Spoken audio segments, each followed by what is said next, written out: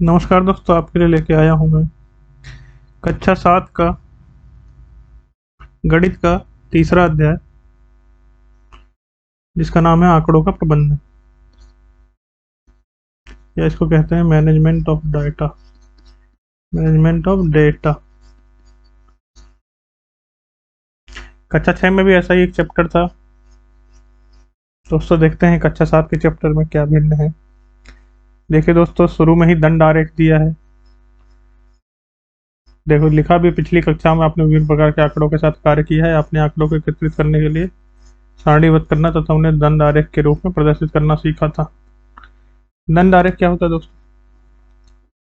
मान लेते हैं आपके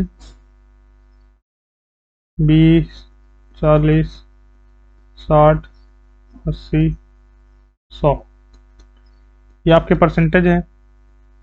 1, 2, 3, 4, 5, 6 और इस बार आपने 7वीं में।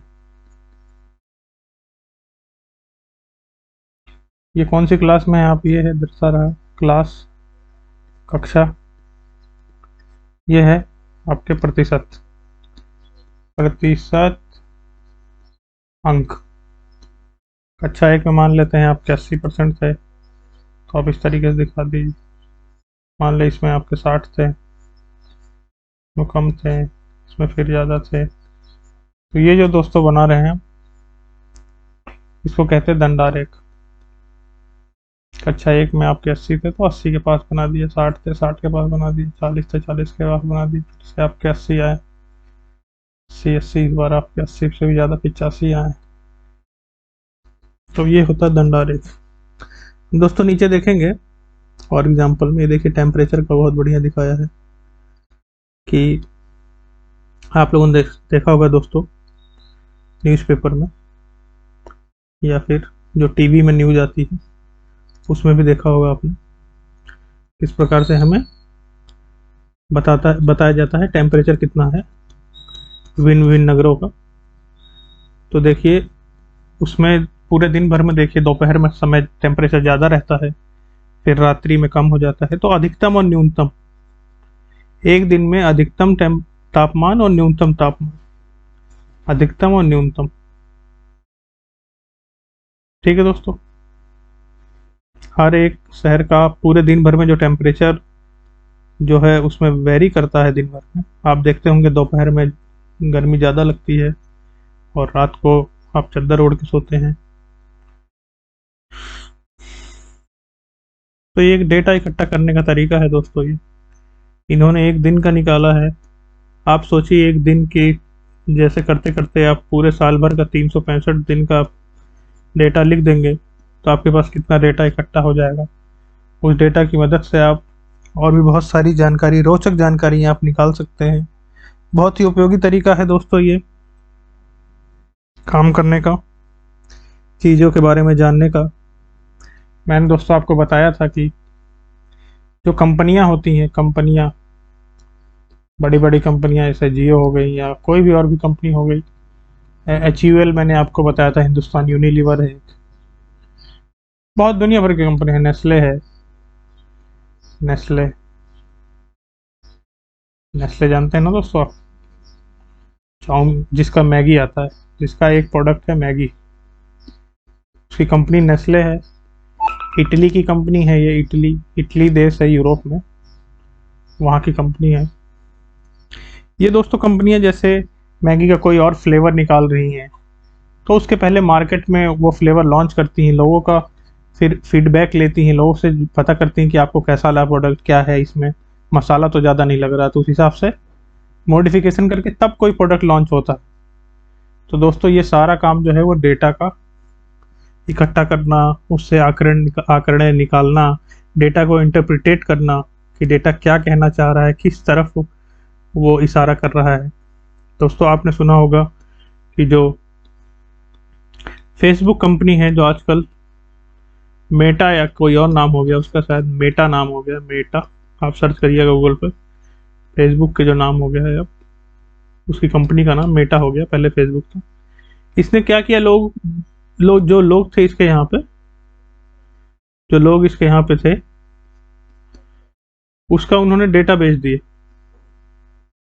डेटा कंपनियों को भेज दिया कि हमारे यहाँ ये हैं, इस देश के हैं, ये करते हैं, यहाँ कंपनी काम करते हैं। जो कुछ फेसबुक पे डेटा था, इन्होंने पैसा उठाया, पैसे में डेटा बेच दिया। तो इनको बहुत बदनामी सहनी पड़ी इस बात के लिए। जो इसके फेसबुक कंपनी के मालिक हैं या मैनेजिंग डायरेक्टर आप कहेंगे, मार्क जुकरबर्ग। आप ये चीज़ भी पढ़िएगा, डेटा सेल बाय फेसबुक, ये भी गूगल पर सर्च करिएगा तो आपको पता चलेगा कि क्या हुआ था। से मेरे ख्याल से 2 साल पहले की बात है। आंकड़ों का संगठन। दोस्तों पहले आप जाने आप आंकड़े कैसे इकट्ठा करेंगे, आप आंकड़े कैसे इकट्ठा कर सकते हैं दोस्तों दैनिक जीवन से। आप टेम्परेचर का तो एक आंकड़ा आपका हो गया।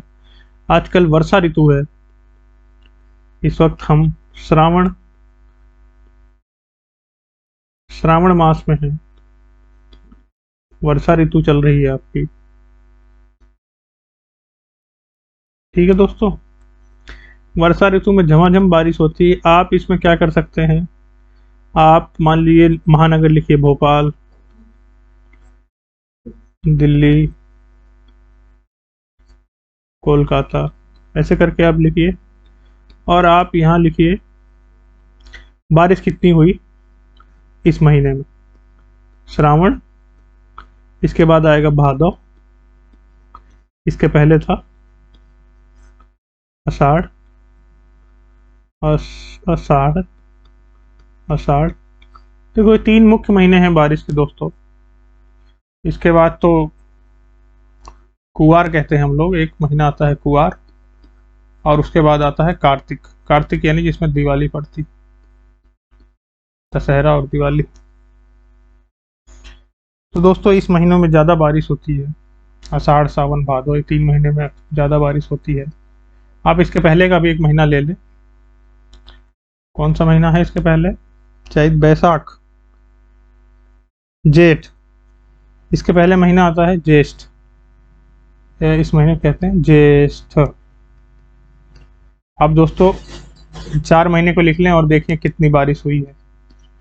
आप बारिश को किस प्रकार मेजर कर सकते हैं दोस्तों, मान लीजिए आप इसका भी पता लगाइएगा, नेट पे गूगल कीजिएगा कि बारिश को हम कैसे मेजर करते हैं, बारिश को कैसे मापते हैं, बारिश को कैसे मापते हैं। मेरे ख्याल से आप एक बर्तन ले लेते हैं जिसकी कुछ लंबाई चौड़ाई रहती है, और उसमें कुछ जगहों पे, जैसे पूरा शहर है उसमें कुछ कुछ जगहों पे रख दिया जाता है ऐसे बर्तनों को, और फिर देखा जाता है यहाँ पे ऐसे आपके निशान बने रहते हैं। फिर बताया जाता है कितने मिलीमीटर बारिश हुई, जैसे 50 मिलीमीटर, या फिर अगर ज़्यादा बारिश हो रही तो उसको सेंटीमीटर, 10 सेंटीमीटर बारिश हुई या 100 सेंटीमीटर बारिश हुई, इस तरीके से किया जाता है। आप दोस्तों गूगल करके ये पता करें। बारिश का बहुत बढ़िया है, ये बहुत महत्वपूर्ण, बहुत ही उपयोगी है, क्योंकि बारिश पे दोस्तों हम लोगों की बहुत चीज़ें डिपेंड है, जैसे कि खेती। देखो बारिश बढ़िया होगी दोस्तों, हमारी बढ़िया खेती होगी। बारिश के सीजन में है, हम लोग चावल बोते हैं आमतौर पे भारतवर्ष में, चावल जिसे धान कहा जाता है, चावल की खेती की जाती है। चावल बढ़िया होगा, फसल बढ़िया होगी, किसानों के पास बढ़िया आमदनी आएगी, किसानों के पास बढ़िया आमदनी आएगी, खुश रहेंगे। और दोस्तों अभी भी सिंचाई की पूरी व्यवस्था नहीं है हमारे देश में, तो वर्षा ऋतु, बारिश पे हम लोग बहुत निर्भर करते हैं इस सीजन में। ठीक है दोस्तों, बाकी हम कल देखेंगे और भी चीज़ों के बारे में, ये बहुत इंपॉर्टेंट है, इसको कल देखेंगे। धन्यवाद दोस्तों।